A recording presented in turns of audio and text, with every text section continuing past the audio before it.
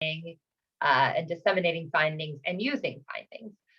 So I'll go through each of these, and then towards the end of our time, we'll have some breakout groups that focus on each of these stages. Please do enter your questions as I go through in the chat for each stage. I will try to answer them after each slide. And if I don't have time to get to one, I can perhaps provide an answer in writing to the Learns team, and that can be passed along to you later. Okay, next slide. All right, so first stage, identifying learning questions. So, oops, sorry, I just lost my place. Identifying learning questions. We have an example here of a mosquito net distribution campaign in Uganda. So the USAID involved the Ministry of Health through the government of Uganda, other donors, IPs, and most importantly, program beneficiaries in sessions to work together to develop evaluation questions. What kind of knowledge gaps did they want this evaluation to fill? And then they had a process of working together to prioritize which ones were the most important, and then finally choose the final questions for that evaluation. And that took several sessions, as you can imagine, because it had donors, it had government, national government, Ministry of Health, and it had community members who had received these mosquito nets. So they have different learning priorities.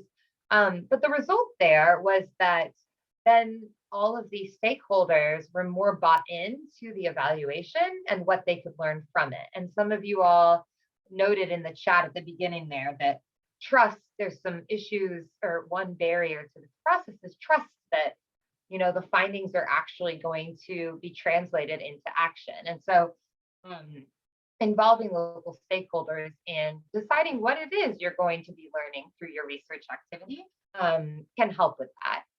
So some ideas there, this can be as simple as inviting a local partner or a government counterpart to provide feedback on your evaluation questions. That would be more in the kind of consulted, the second stage of that LLD spectrum, to more participatory ways, more on the right of the spectrum, like holding workshops to brainstorm learning goals. So in this example, you can see I put that star on the middle stage, which is in partnership, because USAID and these local stakeholders work together in partnership to develop the research questions. You could develop a local advisory council, so maybe with representatives of the different stakeholders to serve as a sounding board for research plans. That could be a way to get local input in a way that doesn't necessarily require many really big workshops or conferences to discuss it. And you could conduct consultations or listening sessions with program participants. So, you know, visit a community where that program operated, understand which elements of the theory of change or what the program's working on resonates most with them.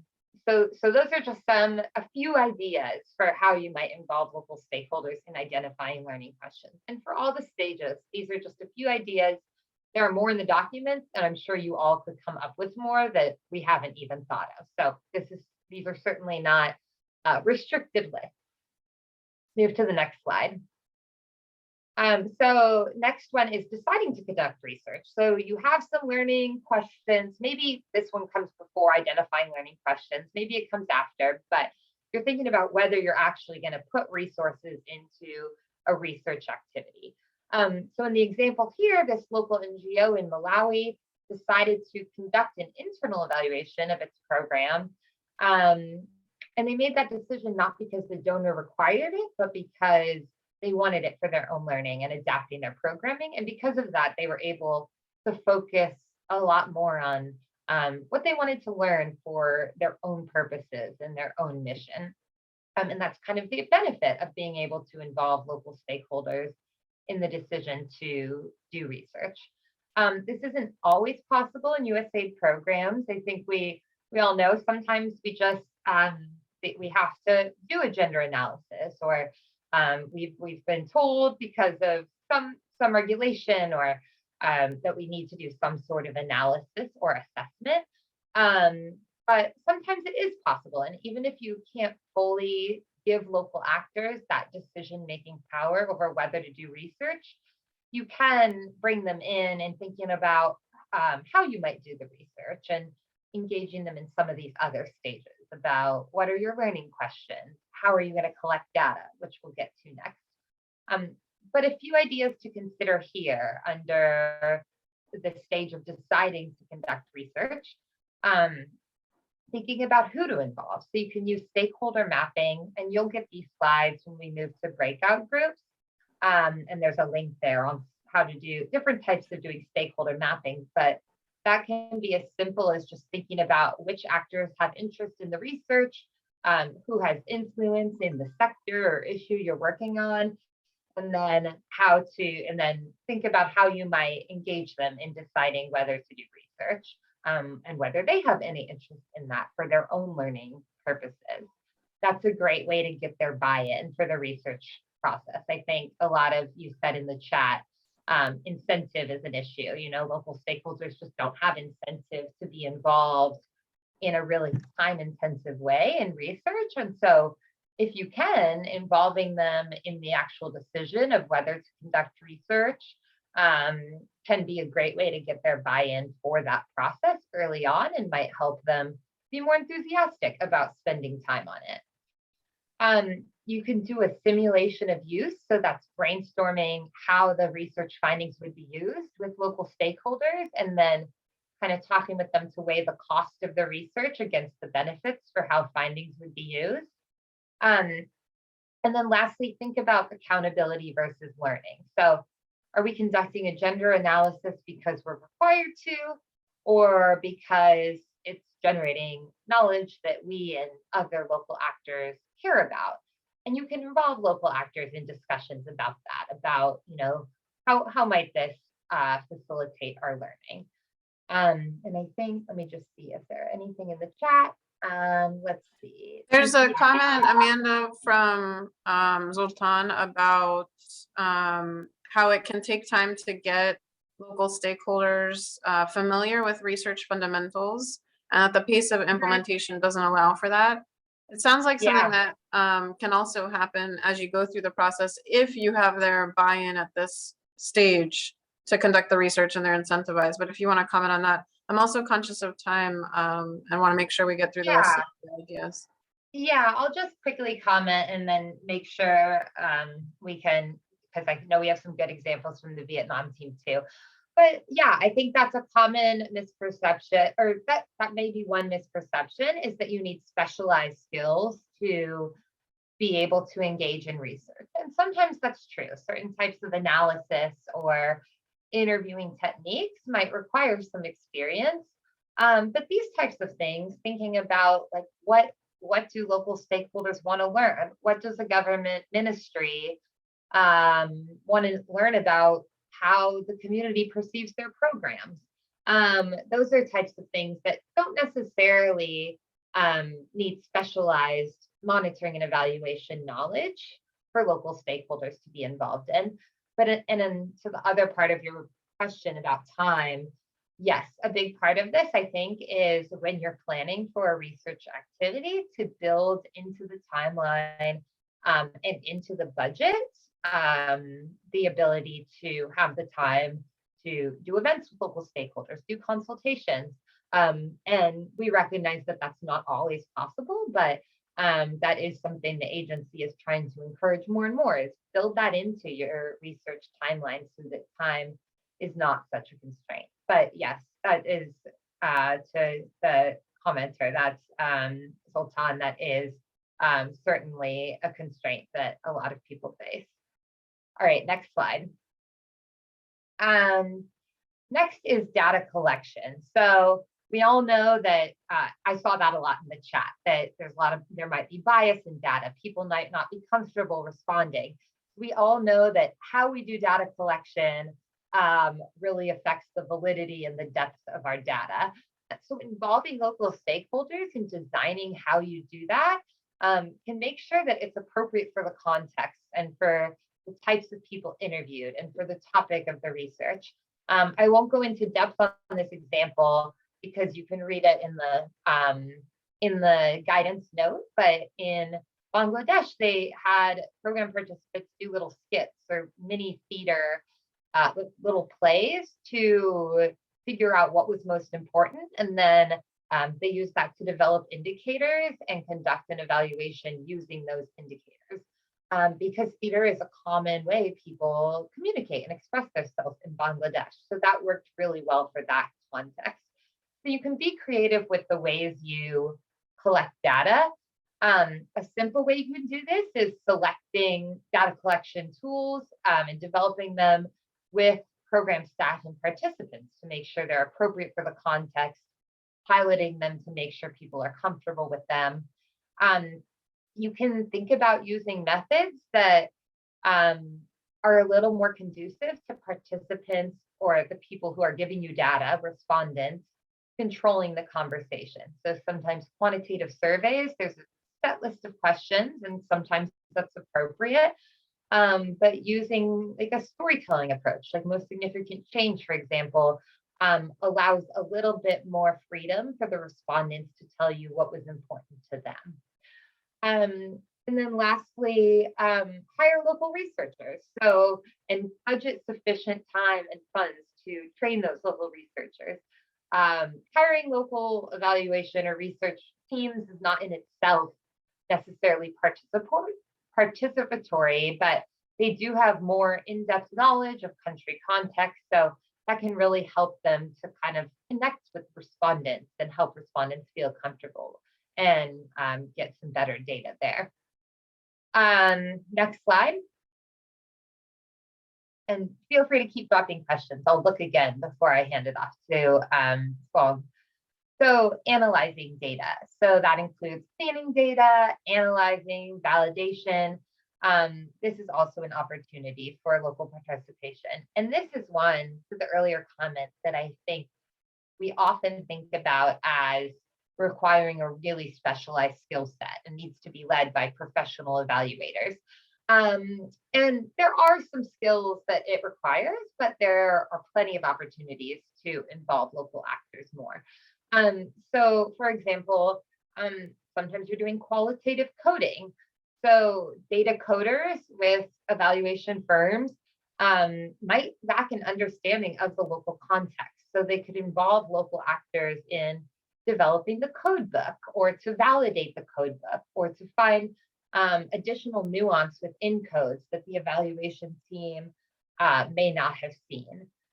You could also do validation workshops with local actors to kind of share your interpretations of the data with them and then see what they think. Do they think that's wrong? Do they think you've made incorrect assumptions? This is another thing that it's good to write in for both USAID and if you're contracting out an evaluation, to write it into the scope of work to make sure that the evaluator or the research team is building in those participatory methods, which may take more time. Next slide. And then lastly, validating, disseminating, and using findings. So one thing we do research activities to inform what we do usually. So we want those findings to be used. So a few things to think about here, and I encourage you when we have more time, check out this case study there from USAID Senegal, where they had a recommendations workshop.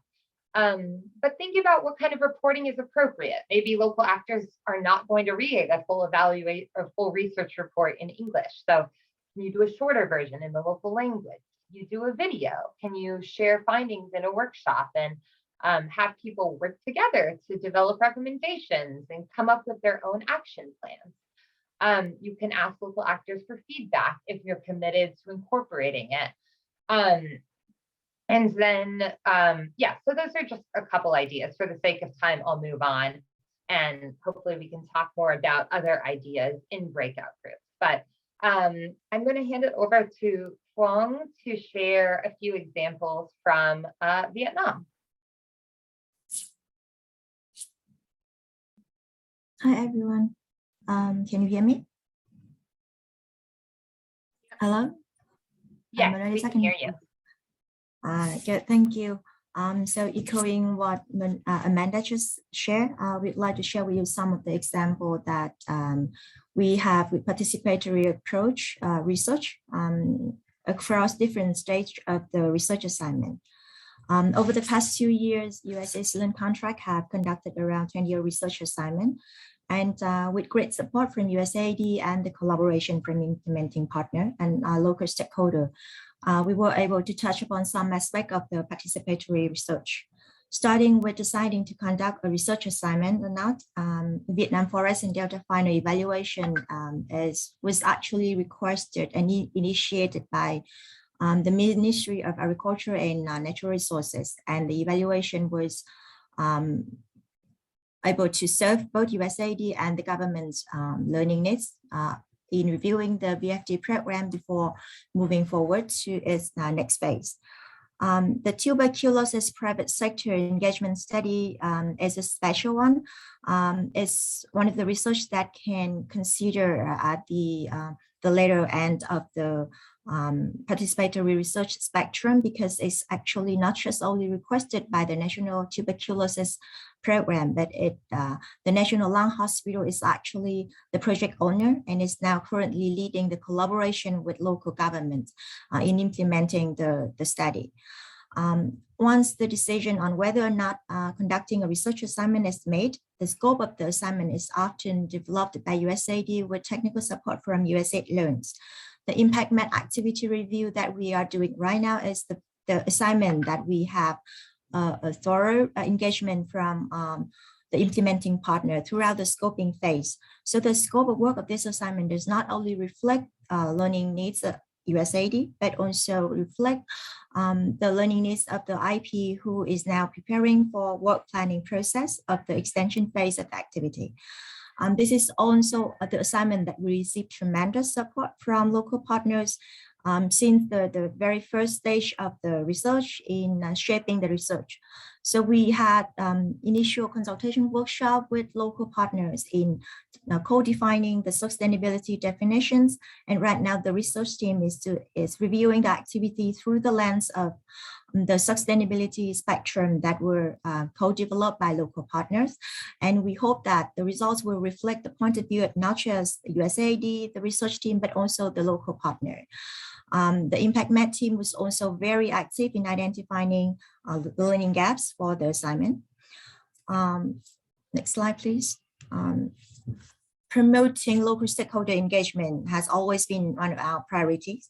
So whenever appropriate and with willingness from local partner during data collection process, we would organize consultation workshops, stakeholder analysis to keep local stakeholder consulted and informed.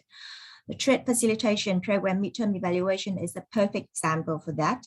With great support from USAID and the implementing partner, we were able to apply the FIRE framework that looks into the local system with thorough consultation with government partner at all levels.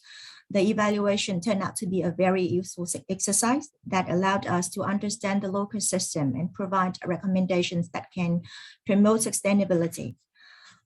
So after data collection is completed as a standardized process, one of the most important steps to us is to apply to almost all research assignment is to validate the research team understanding and sense making the data that we collected during data collections.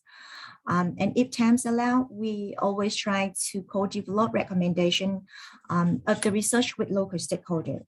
With that, we hope that the recommendation would not only reflect the research team understanding, but also reflect the point of view of local stakeholder, the local partner who have been directly involved in the implementation of the activity and also will be the one carry on the results after the project ends. After validation event, whenever appropriate, we often organize utilization events at the final step, the final standard step of our standard operating procedure for research assignment. In this event, we would brainstorm with implementing partner on how to operationalize recommendations and develop work plan. Although up to date, we were only able to conduct this activity with local partner of the VFD final evaluation, but we hope in the future we would have more participation from local partner in our future utilizations event. So the action plan would also reflect the voice of local partner. So after this section, as Amanda mentioned, we'll have breakout discussion, and we would love to hear more from you about your experience, how to promote more participatory research, and how to overcome the challenge that we've mentioned since the beginning of the sections. Thank you. Over to you, Mona Lisa. Great. Oh, maybe I'll just jump in with breakout instructions if that's okay.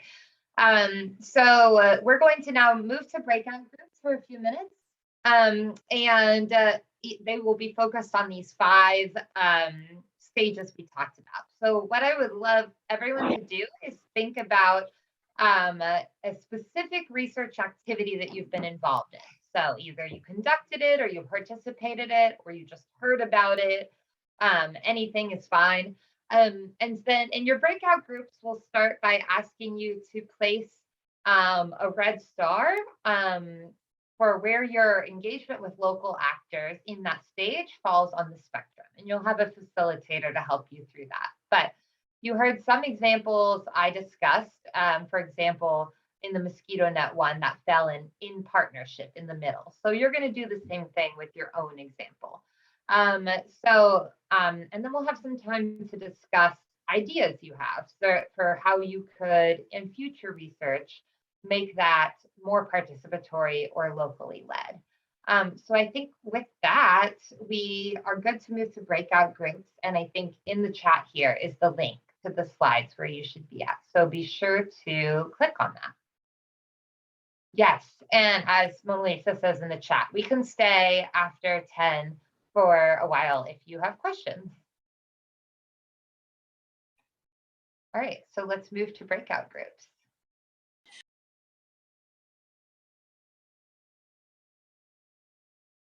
I know, sorry for the technical difficulties on the breakouts. Hopefully though, in our group, we did get to have a good discussion and heard about actually one partner being very much in the delegated power in terms of working with, in their case, Ministry of Planning and Investment on their research. So that was great. And also others talking about how, you know, they're being consultative. So I want to close us out. I know we're a couple minutes over time. Oh, sorry, I got to go through these to get to the end there. Okay, so I do want to, of course, thank Amanda and Jackie both for joining us in DC late, as Chris mentioned. You have the slides now, so you have the full resource if you want to go in more detail about what Amanda was sharing. Also, we have for you this QR code to get your feedback. And also let us know any ideas you have there or any feedback you have on this session. The other thing besides the thanks is for those who want to leave now, please just give your feedback and go ahead. For those who have questions that you didn't get to ask, the Learns team and Amanda and Jackie are very happy to stay after a few minutes. So we'll keep this open. You can either just chat us questions and we can have a conversation, or, you know, come off mute, of course. So final request, just fill out the form before you go. If you need to get to your next thing, please feel free. Thank you for participating. And we'll say bye to those who are leaving. But for those who want to ask any questions, we're happy to stay after. As we knew this was going to be a quick session, but we wanted to offer to stay after for those who wanted. Okay, we'll leave it open for a few minutes. Let those who are leaving go, and those who are staying for a few minutes to ask questions will be here. Okay, thank you all again. So lovely, and thanks especially again to Amanda and Jackie. Have a good rest of your Tuesday.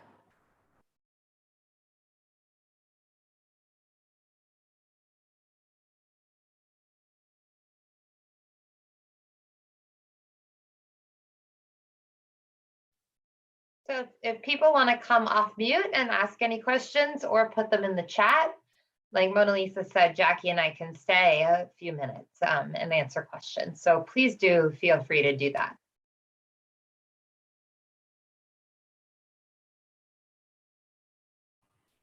There's a question in my group. I don't know if the participant is still here, but the question is, they have a fixed contract with USAID with fixed deliverable, and there's no room for them to discuss to change the deliverable. And so that also means that the findings or the results of assessment cannot be used to change the deliverable. So what would be your response to that? So there's a fixed, can you, what do you, or do you know what they meant by a fixed deliverable? So so if they conduct an assessment, and you suppose that the assessment will inform the future to refine or revise the deliverables, but the deliverable are already fixed according to the contract. Okay, so like how to use research findings to change your activity or adapt your activity based Yes. on what you've learned. Yeah. And how do you do that when your deliverables are fixed? Yes. Yeah, so I think that's more, and Jackie, feel free to chime in if you have other thoughts. I think that's it is a tricky question. It's somewhat a contracting issue. It kind of depends on how your agreement or contract is written. We've seen in some of our missions that contracts, if you have a fixed amount award, for example, they're written really flexibly to maybe sorry, I've lost my train of thought. Maybe the milestone is to review and update your work plan. And so that allows for a lot of flexibility to change your activity as you are learning. Or maybe you have a cooperative agreement and it has kind of the higher level objectives, but you can make changes within your work plan as long as they're still working towards those higher level objectives. If that's not the case, then sometimes you can consider maybe a contract modification, but yeah, that does unfortunately sometimes depend on your contracting officer or agreement officer at USAID. Jackie, do you have any other creative ideas to add? I don't. I'm thinking that sounds very much like in the informing end of the spectrum. The only thing I would say is ideally, it would be great if you could have co-created the deliverables, the milestones in that award right from the start. And then at least the implementing partner would have had a say in what the deliverables and milestones would be. But that's, like the question here is doing a research or some kind of study that informs the programming, but then you get stuck and you can't adapt the programming, and that's a kind of different problem. Yeah. Hopefully, sometimes with analyses that might happen during program design, I know most of the people on this call are current USAID partners, but if you're doing, a political economy analysis or a gender analysis during program design, then, you can push a little bit, I think, to have a discussion about how that's influencing how you build the program before the award is even made. But that's at a different point in the activity, of course. Okay. Let's see. I mean, a lot of people did stay. So we also, Toy, you're also asking about if you want more info from Phuong. Phuong's also still here if you want to ask now. You can take yourself off mute.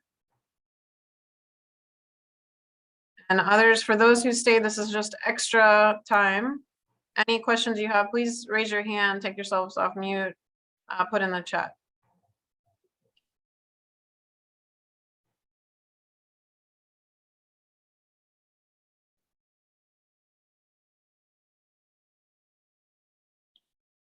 If we don't get anything in the next minute, we can close also the extra time. So please raise your hand, come off mute, or put it in the chat.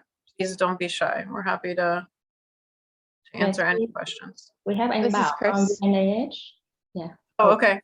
Thank you. Go ahead, please. Vâng, chào các anh chị. Tôi muốn chia sẻ một cái kinh nghiệm thực tế và muốn tham khảo thêm ý kiến từ các IP khác xem thử cái kinh nghiệm của các anh chị nó có giống với bên AH hay không.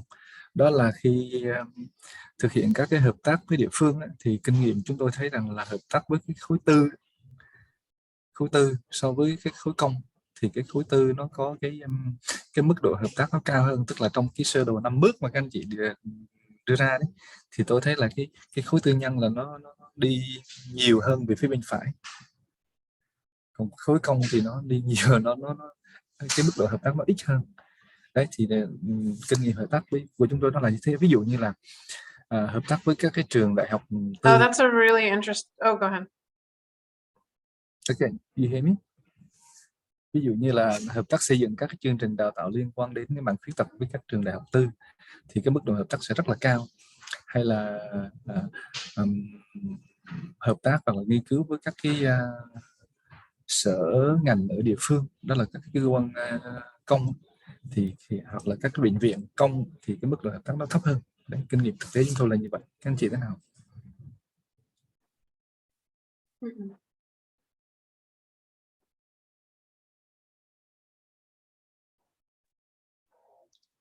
Over. That's a really interesting observation about the difference between private sector and public sector. I mean, I want to make sure you were on the interpretation channel and you heard that. I was just realizing I wasn't, and as I was heading along, I was like, "Oh, Mona Lisa speaks Vietnamese." Okay. I wish I spoke Vietnamese. Okay. Okay, I'm let me just summarize for you. So yeah, if you would, please. yeah, he was talking about how I think it was a he. Sorry, I can only hear the interpreter. Actually, at first I heard the voice really quickly. So that it's much easier to collaborate with the private sector on research and learning than the public sector. And so the question at the end was basically, what ideas do you have for this challenge? Any input you have on that challenge? Yeah. That's a great question. So I think a part of it is maybe involving them as much as you can in the beginning, to kind of try to get your public sector actors bought in as valued partners in the research. So, if you're working on a environmental project, the Ministry of Environment may have some interest in what the results are. So engaging them early and saying, we're doing this kind of research. What types of things does the Ministry of Environment at the national level or at the provincial level need to know about its programming? Like, what do you care about in terms of what communities think about your programming, or the impact of this policy or that policy? And that might kind of help government officials feel more like they can get some value out of your research rather than just being consulted for more of their time without really getting any value out of it. So that's one idea. I think as early as possible, you can do that is helpful. I'm trying to think of examples. If you are able to look at the case study, it might be kind of hard to or the guidance note, it might be hard to translate. But the examples from Senegal and from Uganda might be useful for you to look at. But it's a very good question. And then maybe kind of similar to the previous point is just building relationships. I think if you're approaching a government actor and trying to get their time to participate in a workshop, that's going to be a little harder than if you're working based on a relationship that you developed with them over the course of the activity, and then you want to learn together. So I think developing relationships, which is important for the activity itself, can also help with research. But yeah, let us know what you learn if you find any good strategies. Thank you for the question. Great. And I think, sorry, that was Bao from VNAH, right? Because I see your hand. I want to make sure I don't skip you if you had another question. But that was Chang, that was about from VNAH, right? Yes, it was. Okay. Không phải là mình có ý kiến What nha, is VNAH? không phải là một câu hỏi. Thì thực ra là Go ahead. VNH cũng trong tất cả các đối tác đều xây dựng cái mối quan hệ đối tác tốt đẹp ngay từ đầu, cũng rất lâu, và sự hợp tác đều rất là tốt. Nhưng mà cái vấn đề nằm ở đây là cái giá trị sử dụng của cái nghiên cứu mình đưa ra. Giả sử ví dụ như là đối với một cái trường đại học tư, chúng ta xây dựng nên nghiên cứu để xây dựng một chương trình đào tạo, thì rõ ràng nó sẽ có một cái lợi ích trước mắt rất rõ ràng cho họ. Chẳng hạn như họ sẽ sử dụng được cái chương trình đó để người ta tuyển sinh và đào tạo cho chính họ. Tuy nhiên ấy, là một số cái nghiên cứu ở cấp độ địa phương thì cái việc sử dụng đó để nó mang lại cái lợi ích cho các cái sở ban ngành của địa phương hoặc là những cái cơ quan công lập đó, đôi khi là nó chưa rõ ràng. Thì từ đó nó dẫn đến là cái mức độ hợp tác nó cũng đi theo cái giá trị sử dụng như vậy.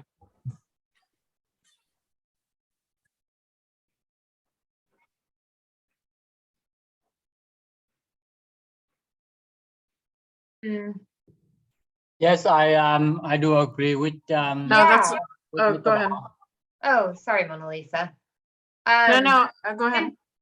Since you mentioned utilization, one thing that could be interesting to do, maybe they don't have time to be involved or interest to be involved in the research process, but you could use the findings you get from the research and have a meeting with government to think about what recommendations they think should come out of those findings. So you say, here's what we found in the research. What do you think we should do with this? Whether that's, what do you think a VNAH should do with this, or the private sector should do with this? And then maybe that will also encourage them to, think about what they themselves in policy would do with those findings, or maybe not, but it might give you some idea of kind of what their interests are. And if they have a role in developing some of those recommendations or actions, they might be more likely to utilize them. Great. I want to also invite others, and I also did not know that VNAH was based in the US, so that's new information for me. Okay, I want to go, if others though have insights for Bao, please put them in the chat, because I think this is also a Vietnam specific issue, obviously, so just want to invite our other colleagues from here working, obviously, to share your insights. Okay, I see also Juan Lei from Voice has their hand up, if you could go ahead. The Vietnam urban energy sector activity. Yeah, thank you, Mona Lisa. Actually, I I share with Mr. Bao idea. Actually, from our project, we had a market research to support a private company in Vietnam in electric vehicle. The potential of the market for swapping the battery for electric vehicle. And when we conducted that research, from the beginning, then when the supported company is not aware about the result of the research, then their participation were not deep enough.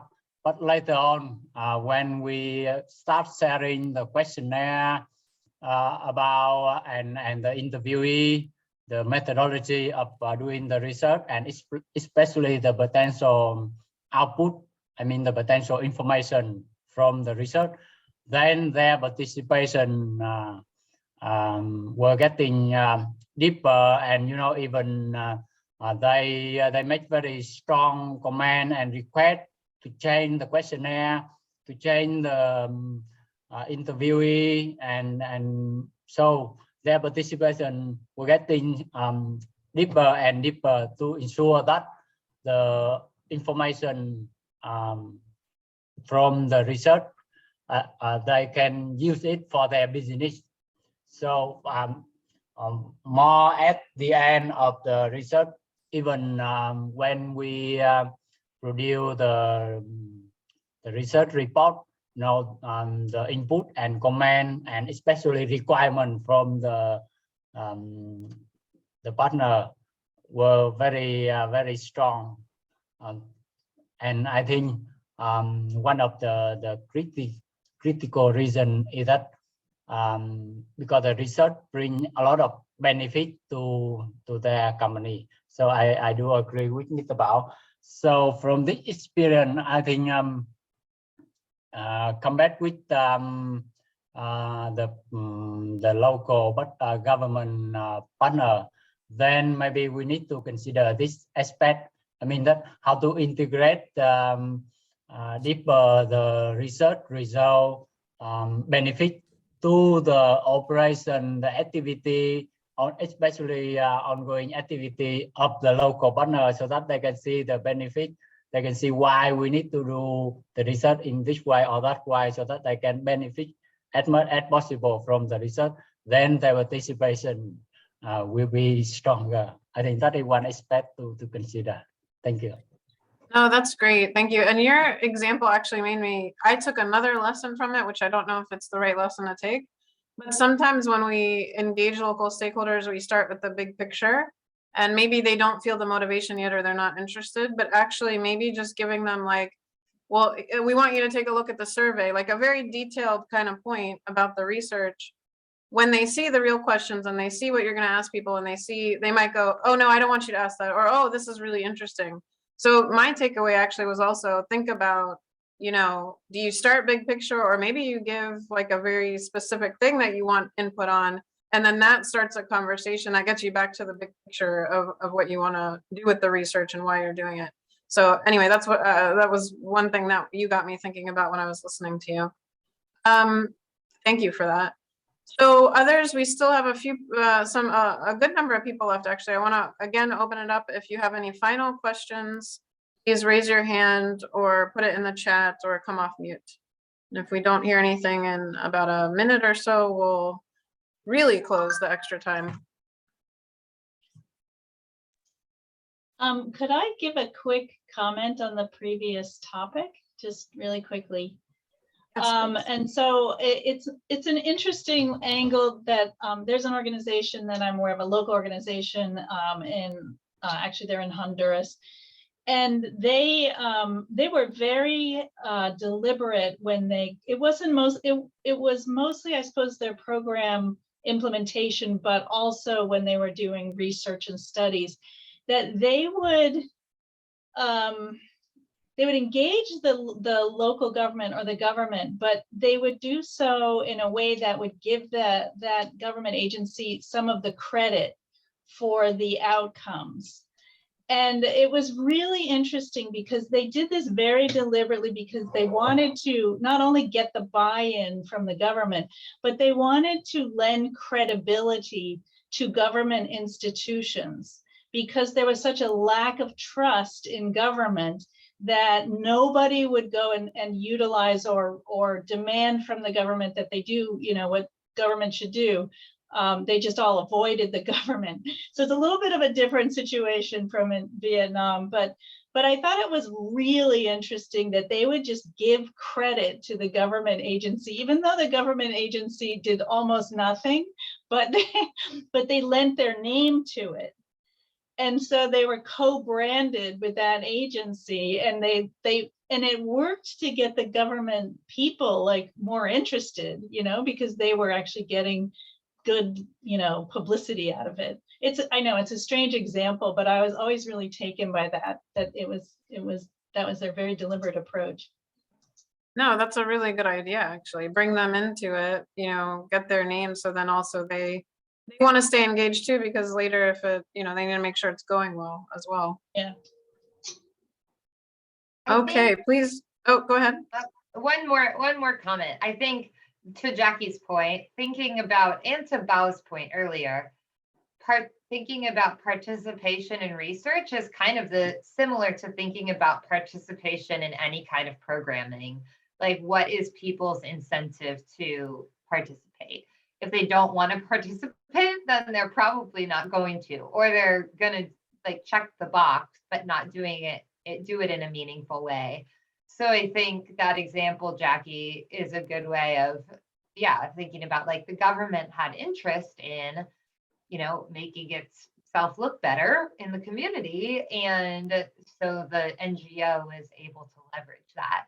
And if we think about research, like what do communities have interest in? If they are part of a program, like let's say a pollution or like a river cleanup program, they probably have interest in making their river cleaner, but they probably don't have interest in just being consulted for data collection in a way that they don't really feel like is going to change their lives at all. So that's where we have to really commit to, if we consult them, like how reporting back and sharing with them, like how did we incorporate their feedback? How did we change our program or our data collection based on what they told us? Okay. We have another question in the chat.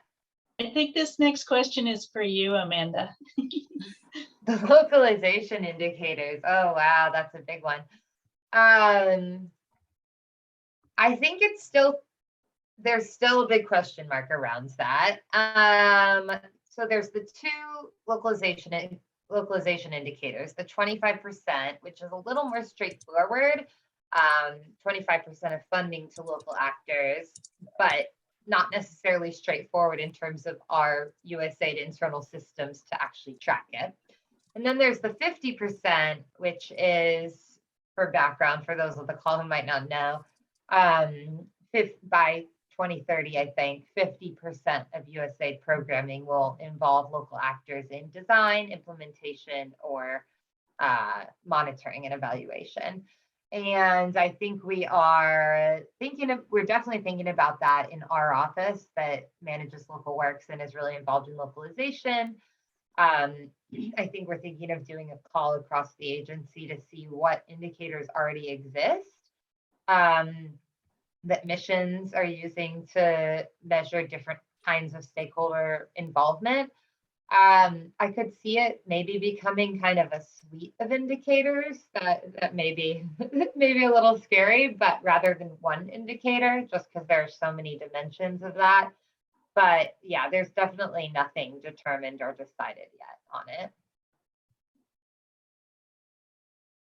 Yeah, Great, thanks, Amanda. what I understood is there is a team of people in Washington, I guess, that is assigned to work on specifically that topic, and they have convened, and they have some kind of a concept for that, I think, and that's all I think we know about that. Okay, thanks so much, Jackie and Amanda. Appreciate it. I was just curious if you heard any rumblings of discussions as the policy framework gets finalized and all of these two indicators move forward. So thanks. And thanks so much for your staying up so late for this webinar. I think it's been really fruitful for everyone. Great. Thanks. Okay, I put a warning that we'd close after you answer that question if we didn't get any others, so I don't see any others. So with that, I think we can close the extra time as well. And yeah, just reiterating things. It's super late for Amanda and Jackie, if people don't realize it's 11:30 p.m. So thank you for staying up late with us. And thanks to all of you participating as well. All right, have a good rest of the day for those in Vietnam, and sleep well, Amanda and Jackie. Thanks. Thank you Okay. all. Thank Bye. you. Yep, Thanks. bye-bye. Thanks, everyone. Thank you. Bye. Thank you, Jackie. Thank you, Amanda. Thank you, Mona Lisa. Thank you. Our pleasure. Thank you. Thank you for the Bye. comments and Bye. questions, Bao. Bye. Thanks, everyone. Thank you. Bye.